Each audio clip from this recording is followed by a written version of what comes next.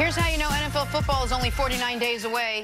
Chris Canty is here. Welcome back, man. Welcome back. Got a little Harden thing happening on your face. Got a little something going on in your game. It's good. I like it. I appreciate it. Also, did you just finish up your football camp? Yeah, just finished up the Camp of Champions. I host it every year in Manhattan. It's a free camp. This year we had over 600 kids, so it was dope. Congratulations, man. Yeah, Chris Canty, love the kids, man. Love the kids, man. Love the kids and love ball. Good stuff. All right, well, we're happy to have you here. We love when you're on. Let's talk some football. That was good, Jimmy. You didn't... She didn't make it awkward. There you go. On the outside, I didn't, but on the inside, it was awkward. I knew it was Canty because the lights went out when the... Baker Mayfield's never been one to shy away from the limelight. He loves it. It loves him. From winning the Heisman to being selected first overall by the Browns, and with more hype surrounding his team than ever before, he's once again not shying away from who he is, saying, quote, "I'm going to be myself and believe in that, and if you don't like it, that's okay."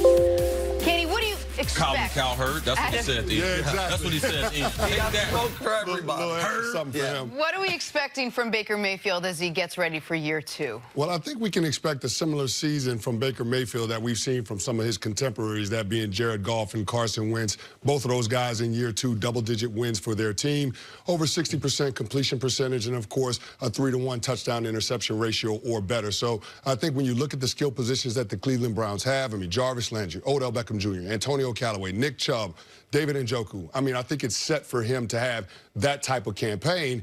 The only thing that would give me a little bit of trepidation from a personnel standpoint is that offensive line. I like their guard, center guard trio with Joel Bitonio, J.C. Treader, and Austin Corbett. The tackles, though, you know, Hubbard and Greg Robinson, they leave a little something to be desired. But you do have some continuity with the offensive system that he's going to be running. They kept Freddie Kitchens in-house. They elevated him from offensive coordinator to the head coach. So I think that that will benefit Baker. Now, that cuts both ways because defensive coordinators got a year of tape of seeing Baker Mayfield in that same system, so they'll do some things to try to take some of his strengths away. But by and large, I like what Baker Mayfield brings to the table. I like what he does, not only from a production standpoint, but from an intangible standpoint for that team. We'll have to see how all those strong personalities work together.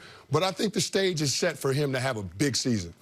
Go ahead, Steve. Talking about a big season, I have another question for you, because I think that from the Cleveland Browns, people will be talking about the Cleveland Browns, but I believe that the part of the team that will be misrepresented is the defense. And you like what they got up front. You like Olivia Vernon coming over, pairing him up with Myles Garrett. What potentially can we see in Myles' 3rd year when you add another premier rusher on the outside? And if Baker does these things you're talking about, interceptions, that the offense is going to be highly ranked, what does that do for defensive players? Because I believe he's an up-and-coming star and might get 20 sacks this season. Well, here's the thing. People always say a tight end is a quarterback's best friend, or a running back is a quarterback's best friend, and take some pressure off of him. To me, I think a really good defense is a quarterback's best friend because they can create better field positions, steal extra possessions, set your offense up to be able to have success. So what they've done defensively, trading for OV and then signing Sheldon Richardson, I think that's going to be huge. I mean, that's going to take a lot of pressure off of Myles Garrett. I mean, you're talking about 2 or 3 guys that can command a double team. And front four, I mean, because you like Ogunjobi as well. I love Ogunjobi. Yes. Love Ogunjobi. So Garrett, Ogunjobi, Richardson, Olivier Vernon, that's in the discussion for most pressing front four in the entire league. Absolutely. And so when you don't have to blitz in order to be able to apply pressure, it gives your defensive coordinator a lot of flexibility. And you know Steve Wilks knows how to be creative with front fours. We saw him do it down there in Carolina. But I love what the Cleveland Browns did on the back end of their defense, being able to add Greedy Williams to what they got in Denzel Ward and Demarius Randall. You know how front and coverage works together. I mean, that could be a really stingy defense. Yeah, they got a little track team back there. Last year they were awful in total yards, but one thing that they did do is take the football away. I look for them to continue to have that trait as a defensive unit. So let's put it all together. We all like their defense. Their running game was good last year, should be better this year with Kareem Hunt coming in fresh after his 8-game suspension. They have, I believe, the most talented receiver in the league in Beckham. Jarvis Landry was a typical Jarvis Landry, solid if not spectacular season last year. Their tight end has enormous potential if unrealized. The offensive line, questions about the tackles notwithstanding, allowed 3 sacks in the final 6 games of last season. And Baker played like a top 8 quarterback the final half of last year.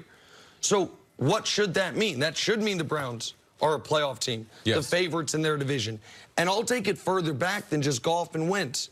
In year 2, Russell Wilson won the Super Bowl. In year 2, Colin Kaepernick went to the Super Bowl. In year 2, Patrick Mahomes went to the AFC Championship game, won league MVP. Like, in today's NFL, when you have this great quarterback on a cheap contract with a lot of talent, that's when your championship window springs open. To me, that's not overstating or overhyping the Browns to say 10, 11 wins, win the division, win a playoff game should be their expectations going into this season. But Cece, right now we saw a little bit of what Baker could do. We have a piece of paper with a bunch of names on them, and these are great names, and we just all went through it. How do you make sure a guy like Baker Mayfield, who's a little bit brash, he's a little bit out there, he's very confident in himself, and you always say, like, the game is bigger than who you are, especially when you're first coming up. How does a guy like that lead a piece of paper with all these big names on it to be called a playoff-bound team? Well, this is the thing with Baker, and speaking with him and Freddie Kitchens last year, they have a tremendous rapport together.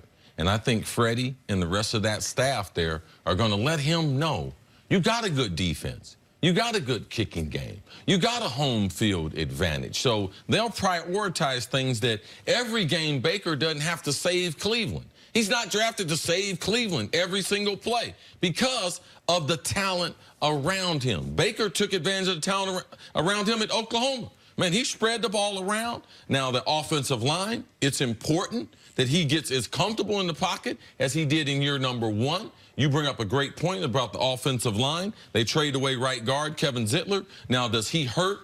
That overall Pro Football Focus has them ranked 20th as far as offensive line entering. That's the unit that you have to watch for. Baker Mayfield, if you ask me, Chris, if you can have any personality as a quarterback, I want the guy to be a football player. I don't want him to be some special guy, some guy that thinks he's better than the rest of the organization. I want him to come to work just like the rest of us, talk trash, play jokes, and be just like the rest of the team. Because in that locker room, typically there's 50 guys. The quarterback and the kicker are the two odd personalities in the locker room. So I don't mind Baker Mayfield being the type of brash, young quarterback that's talented. I don't mind that because I know the type of locker room this goes around the NFL. Everyone can't be Tom Brady. Everyone can't say all the right things, do all the right things. Cal Hurd, I know Colin, that's what he's on. Hey, man, I want my guy. I want my guy. He wants him to be Russell Wilson. Yeah. Loves Russell Wilson. Well, how much of Russell is real? Right. Exactly. Well, in Russell, we might see a slightly different Russell as we've seen this offseason. Since Sierra, it is a different Russell. But he awful spicy. Got a little more bass in his voice. Oh, his voice changed, too. A little more bass in his voice. But the one point that you bring up about Baker Mayfield, having those intangibles and being able to establish that chemistry, that rapport with his teammates, that's important. Because this is an organization that's been devoid of leadership, by and large, the better part of this millennium. I mean, you're talking about having one double-digit win season since 2000, and in that same span, you got 14 double-digit losing seasons. Good. So, I mean, that's a problem. And you need somebody to be able to turn that around. I know people throw the word culture around as a catch-all, but I think it's applicable in this situation just because you do need somebody to become the catalyst, the agent for change in Cleveland. And I feel like Baker Mayfield has already made strides in order to do that. You look at these comments about the Giants fans and how they treated Odell Beckham Jr. on the way out the door. That comment wasn't for Giants fans. It was for Odell. It wasn't for Browns fans. That was for Odell Beckham Jr. Yeah. Exactly. Great point. And that's Baker Mayfield letting Odell let him know, you're one of my guys. I got your back. And you're going to be treated well here. So I think that that's something that could be beneficial for this team coming into this season. Because, again, a lot of strong personalities in that locker room and in the building. It's going to have to work. And I think that Baker Mayfield has the right demeanor in order to make it do that. It is good to have you back. Feels good. Feels like football's right around the corner. Dude, no.